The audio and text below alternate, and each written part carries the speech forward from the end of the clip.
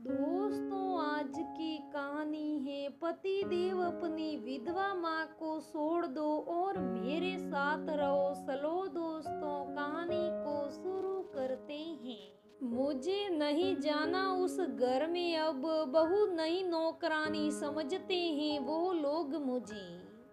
पूरे दिन काम काम और काम, कह दूंगी अमन से मैं अलग घर में रहना मंजूर है मुझे। और अगर तुम अलग घर में रहना चाहते तो आ जाना लेने, नहीं तो मैं नहीं आने वाली वापस। गुस्से में तमतमाती और रुआसी होकर निकिता ने कहा तो माँ मनोरमा जी आश्चर्य से उसे देखने लगी और निकिता को अपने पास बिठाकर पानी का गिलास पिलाया और कहने लगी, क्यों परेशान हो रही है निकू, हम है ना तेरे साथ। तुझे कोई भी परेशानी होगी तो हम रहने नहीं देंगे क्या अपनी बेटी को वहाँ नहीं रहने देंगे। लेकिन तुम ये तो बताओ बेटा, बात क्या है जो तुम इस तरह चली आई ससुराल से। माँ आज मुझे उठने में देर क्या हो गई, बवाल मचा दिया सासू माँ ने। कहती है बहुओं को जल्दी उठना चाहिए, अब मैं अपनी नींद से सो भी नहीं सकती क्या। नाश्ता तो खुद बना लेती है लेकिन खाने में जरा भी मदद नहीं करती और ननंद देवर के कपड़े भी मुझे ही धोने पड़ते हैं। काम वाली बही भी रखने नहीं देती, कहती है अमन की इतनी सैलरी नहीं है कि घर में काम वाली रखी जाए। हम दोनों मिलकर कर सकते हैं, जब काम तो काम वाली की क्या जरूरत है। अमन की सारी सैलरी घर के सामानों और उनके बहनों भाइयों के खर्च में चली जाती है। हमारे लिए कुछ भी नहीं बचता। माँ क्या है मेरा फ्यूचर उस घर में। वैसे मुझे अमन से कोई शिकायत नहीं है, लेकिन अगर वो अपने परिवार के साथ रहेंगे तो मैं नहीं रह सकती। माँ मैं नौकरी कर लूंगी और अपनी मर्जी से अपना जीवन जीऊंगी, बस सोच लिया है मैंने। निकिता का चेहरा गुस्से से लाल हो रहा था। मनोरमा ने चाय बनाई और निकिता को पिलाई, कुछ खिलाया और जब वह शांत हो गई तो कहने लगी, देख निकू, एक लड़की की शादी सिर्फ पति से नहीं होती, पूरे परिवार से होती है। मैं भी तेरी तरह जब इस घर में आई थी तो तेरे सासा और बुआ सोटे दो मिले थे। मुझको तेरे दादा दादी दोनों का देहांत एक रोड एक्सीडेंट में हो गया था। बच्चों की तरह लालन पालन किया मैंने उन दोनों का, भाभी नहीं माँ बनकर। और तू जानती है आज भी जान सिड़कते हैं वो लोग तेरे पापा के साथ कंधे से कंधा मिलाकर इस घर को संभालना। पैसों की कमी लगी तो सिलाई करना शुरू किया, लेकिन साथ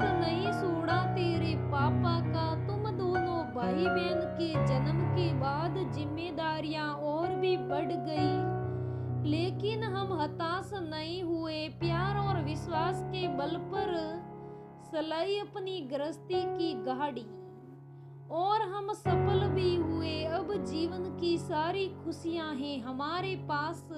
सोचो अगर मैं भी तुम्हारी तरह छोटी दो बातों पर चली जाती अपने मायके तो क्या होता तुम्हारे पापा का, बुआ का और सासा का।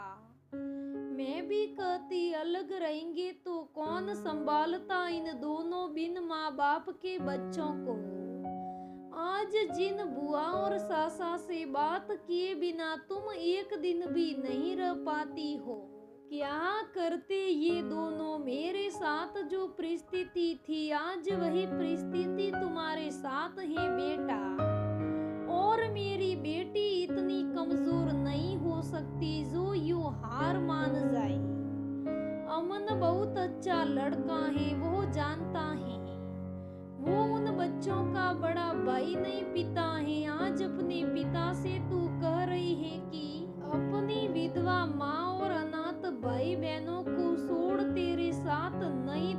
बसा ले।